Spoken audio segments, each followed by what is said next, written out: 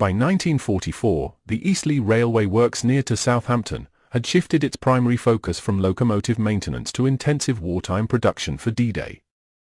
To compensate for men in the armed services, the works relied heavily on women workers who performed complex engineering and assembly tasks previously reserved for men. More secure in our defence, war material for the offensive one day to be launched was mounting.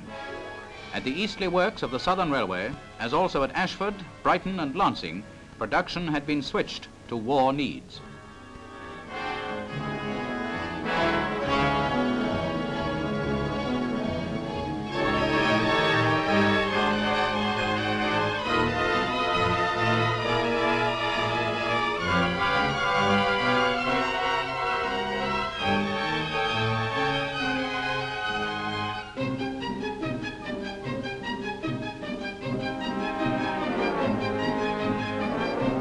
Pontoons, bridges, fast motorboats, harbour launches and assault landing craft were among the manufactures.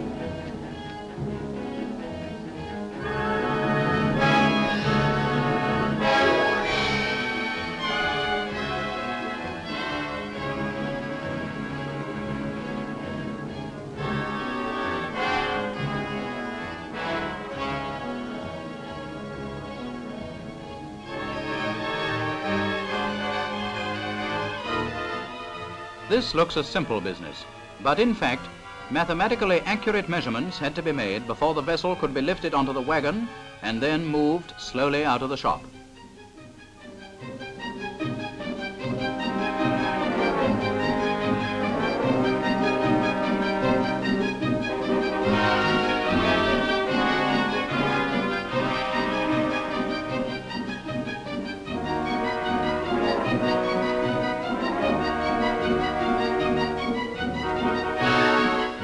This variety of work was done in addition to the building and maintenance of locomotives and rolling stock.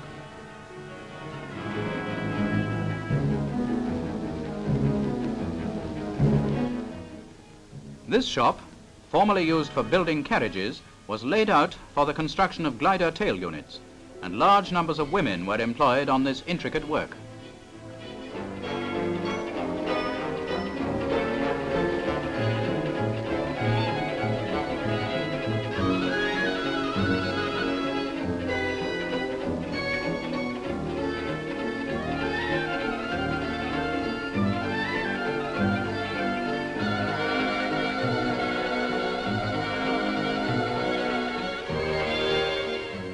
In this locomotive building shop too, space was found for the production of anti-tank guns.